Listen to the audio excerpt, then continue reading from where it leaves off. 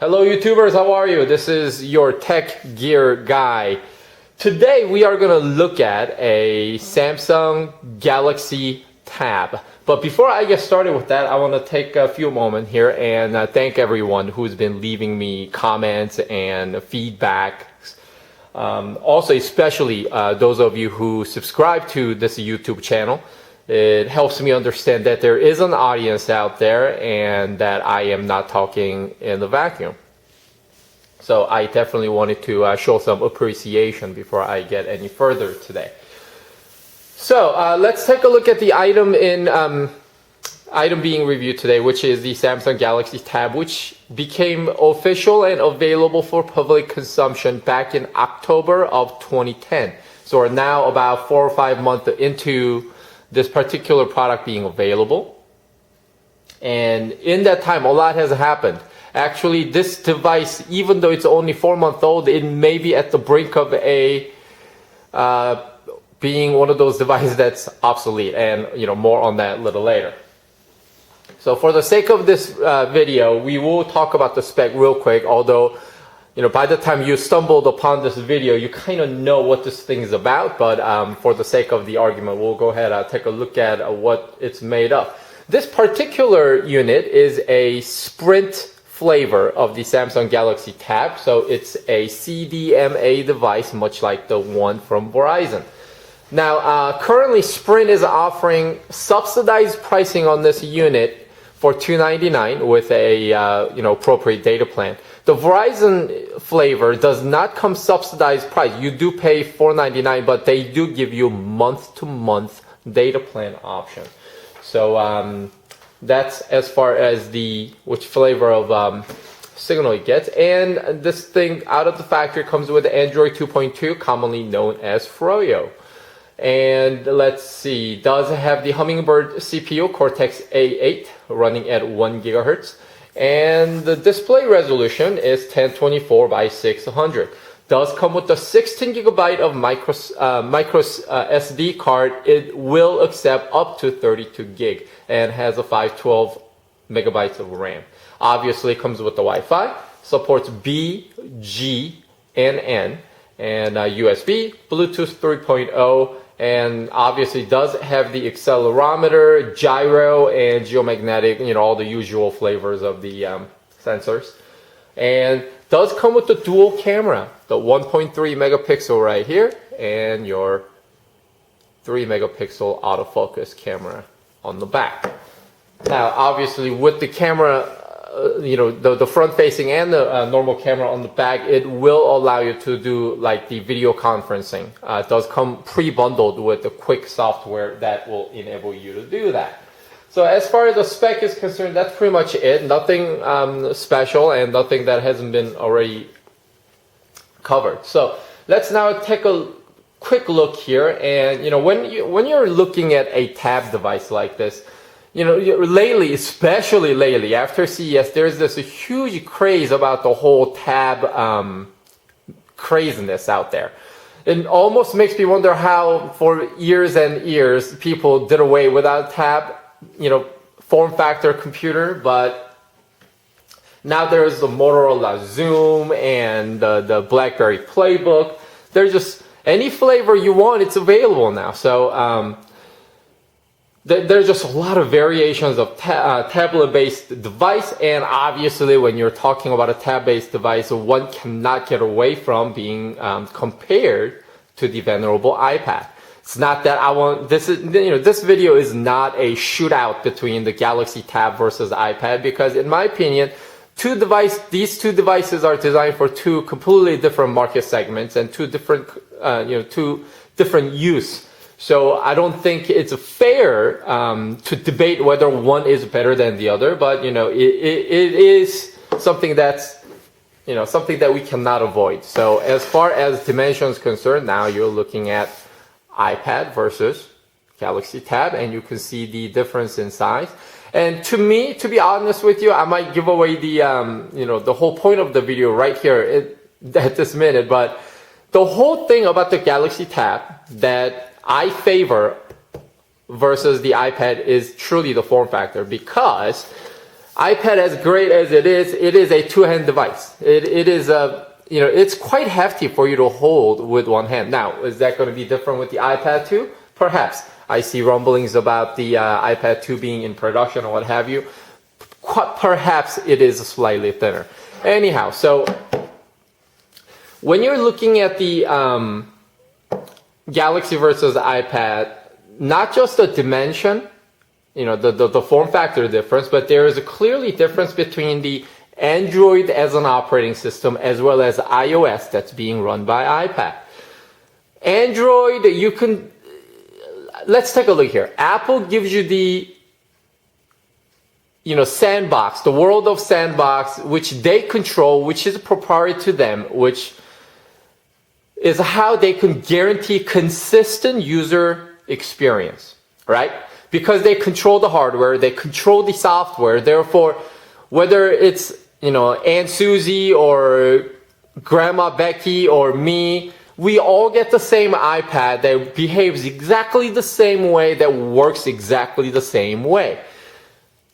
Now, that could be good or bad. However, when you're looking at Android device like this, you could tell there is a slight immaturity in the development, as well as some, annoying issues that come from hardware and software not being centrally consolidated. Again, it's not bad or good. I'm not here to debate whether that is good or whether that is bad. I'm just simply pointing out where it falls short compared to user experience such that's controlled by big mothership like Apple. However, those of you who have been following the Android 3.0 Honeycomb, which is specifically designed for tablet devices, you could tell that the user experience is much more enhanced with that release of the Android. However, I'll give you one example of where the hardware platform difference comes into play, which is a little annoying. My Droid Incredible, put out by HTC. Samsung Galaxy Tab, put out by Samsung. If you look at the hard button on the HTC developed device, your home button is here. Then you got your menu, back, and search. Well, those four buttons are available on your Samsung device. However, the home button is here and your menu is here. So these two are flipped from my HTC device. So it took a little bit of getting used to. Obviously, it's not that big of a deal, but it did take a little bit of getting used to. Whenever I grab this device, I'm constantly hitting over here for the home button, which is not there. So stuff like that is one of the things that end user experiences from hardware devices not being centrally controlled.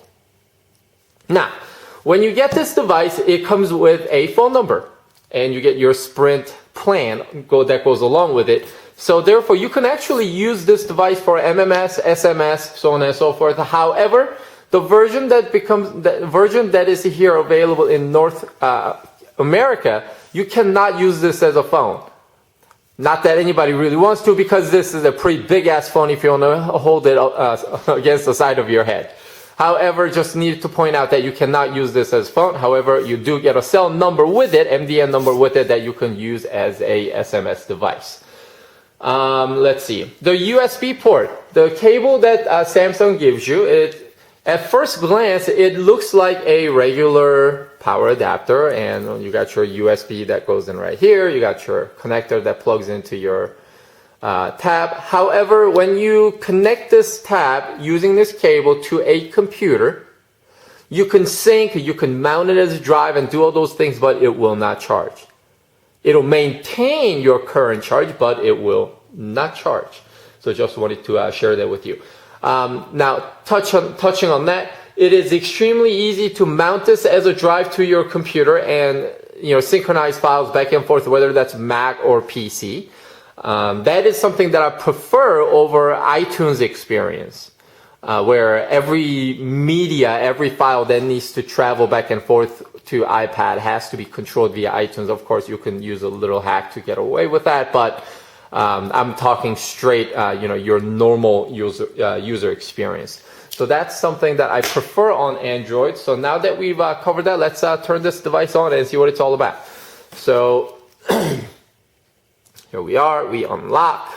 you can see that I'm running a live wallpaper in the background. And judging, even just looking at the home screen, you can already tell there's a slight user interface issue here, because you almost get a sense that this is put together in a somewhat hodgepodge. There is not a seamless design element. Does the Google search widget need to be that big, and does it need to be in that position? Yeah, you can move it around, you can remove it or what have you, but that's how it comes out of the box. It is large, it is unsightly. I did add this widget for me to immediately gain control of the device and little task manager and little quick shortcuts. Camera, again, it's a 3.0 autofocus, a lens on the back. It's nothing to write home about. In a pinch, it's all right, but it's, it is what it is. Sprint gives you a little Sprint hotspot situation here, so you can use this device as a 3G hotspot and connect, I believe, up to 5 devices. Don't quote me on that, but you are able to use this as a hotspot. It will support WPA2, which is very nice. And the Gmail experience obviously is superb since it's a Google-powered device. And here's your messaging application that you can use for SMS. And what else? Your browser. Now, browser does support Flash 10.1 with the Froyo 2.2 being on board.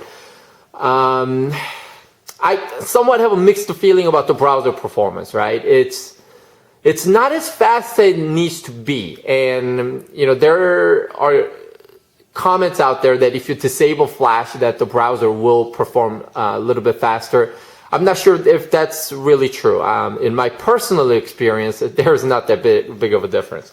But the browser, it does get you, you can get by with it. And obviously, accelerometer being here, you can go portrait to landscape pretty seamlessly. And let's go take a look at your applications. So it comes with a lot of applications. Some are quite useful, some are kind of redundant. Even the icon design themselves, they're kind of 2D, kind of, cartoonish. You could really tell that Samsung rushed this device out to gain some market share when iPad was out there selling like hotcakes. So there's a little bit of design element that leaves room for improvement. I will say that. Now here's an application called OhSure, which is somewhat impressive when it works. Now on the left, it's going to search for a device on my network that could stream media from. And then on my right-hand side, that's the Galaxy tab, which will stream the media from the source server. But you can see how it's loading contents, loading contents, loading contents. But it will actually not get there. It worked once. So again, it's this type of user experience where it falls a little bit short, in my opinion. And then let's see. The calendar application is gorgeous and beautiful. I actually love this calendar. It's one of my favorite on this particular device. And what else? Facebook, Twitter integration, it's, above average. I wouldn't say it's excellent. It's above average. What else? And Kindle application is quite nice. Again, you can use it to synchronize with your Kindle bookstore purchases that you have, and works nicely. But, it's a 7-inch device, so the real estate space that's allowed to read and, again, say backlit, not backlit, what I'm trying to say is constantly lit screen in the background. It's a little bit tiring in the eye. Media Hub is Samsung's flavor of like iTunes Store, right? This is where you can go to purchase video content for like 99 cents or $1.99 depending on what it is. Let's see. So back here. So music, when we look. Now, I did copy some MP3s over, but even though the media that I copied over has proper ID3 tag and album art and such, album art didn't come through. So when I, played a song, it's just gonna show generic album art. I'm listening to Megadeth, and that's the album art. How fitting, right? And you are listening to that via courtesy of two speakers right there. All right, enough of that. So that's the music app. And the navigation, I love the navigation. Obviously use the Google GPS and Google Maps, and it is super. Matter of fact, when I got my Droid Incredible phone, I tossed my Garmin Nuvi GPS because I just didn't need to have it. I don't need to update the map annually, so it is definitely the way to go. And nav on this device, just awesome. On a 7-inch screen, it's one of those big GPS screen in the car that you could have. And on top of that, you got your entertainment media all right along with you. So it serves the purpose really well, in my opinion. So as mentioned earlier, you got your quick application, Sprint Hotspot, Google Talk, think for your office. You can view your Word, Excel, whatever. Whatever. It's, again, nothing to write home about. It's all right for what it is. So now here's the video application, and again, it's quite easy to copy video files onto the device. Here we'll look at a... But I suppose stunned silence is equally appropriate. We're watching an episode of Big Bang Theory. Video playback is very smooth, very nice. It does take a little bit of time when you are resuming from a video that you were watching earlier and you're coming back to it. It does take a little bit of time there, but other than that, video playback is awesome. And since the screen is 1024 by 600 resolution, when you are viewing a video that's a 600 pixels, it's quite pleasant. The Gorilla Glass that Samsung gives you, great. Color saturation is awesome. The video playback I dig. And I use a Skype for using, making phone calls or what have you, since I can't use this as a cell phone. Now here's a YouTube application. Let's see if I can replicate the issue that I commonly encounter. So we're looking at a YouTube screen, and we are gonna go ahead, click on a video, having it to attempt play, and actually it's gonna play this time, but watch it. We're attached to a Wi-Fi N network, and I have a 20 megabits backbone. Look at the speed, still loading. So that's one of the issues. And second issue is that even though you have network connectivity, YouTube application will often complain that there is no network available. So that's one of the annoying issues that I encounter, time to time. So that's kind of what the device is about. And this is Sprint flavor, comes with the white background, which I kind of like. And then the Verizon flavor comes with the black background. Usually my tab lives within a case, because I don't want to scratch up the side or what have you. So that's kind of, we took a brief tour of that device. And let me take a sip of water because I'm getting a little thirsty from all the talking. So now let's kind of, conclude what this video is about. I've always said the iPad is a media consumption device. There are artists and producers that's using iPad to create content, but how many of normal population will really use iPad to create content? So I always said the iPad is a media consumption device. On the same token, the Galaxy Tab also is a media consumption device. However, in my opinion, it trumps iPad in form factor because it is much more convenient and easier to hold with one hand. You can walk around with the device holding. It'll fit in your jeans back pocket. And, even in landscape mode, it's much easier to hold this device compared to iPad. And it's much more portable for that exact reason. And that's where I really prefer the tab versus iPad. When I go out to work every day, I take my tab with me rather than the iPad. So that's something that I wanted to share with you. And there is a rumor out there that a Galaxy Tab will not support Honeycomb 3.0. Now that has not been confirmed or denied yet. For a couple of days, there was a rumor that it will not support Honeycomb based on the fact that it's not dual core. However, that was quashed by Android developer that Honeycomb does not require the device to be dual core. But at the moment, let alone Honeycomb 3.0, we don't even have 2.3 gingerbread on this device yet. So that is something that I wanted to share with you. So in the event it does not support Honeycomb, many argue that it becomes obsolete. Well, yes and no, right? It's not like the device will all of a sudden stop working on the day that Honeycomb comes out. You can still enjoy the device and take advantage of what it does as is. You just may not have all the UI improvement and all that comes from the Honeycomb device. So that's what I need to share about with you on this particular device. And way I look at it, to sum it all up, iPad is like the Victoria's Secret supermodel. The UI appearance, it's very elegant. User experience is top notch. Even the touch capacitive screen here on the Galaxy Tab, it's not quite as smooth as that of iPad.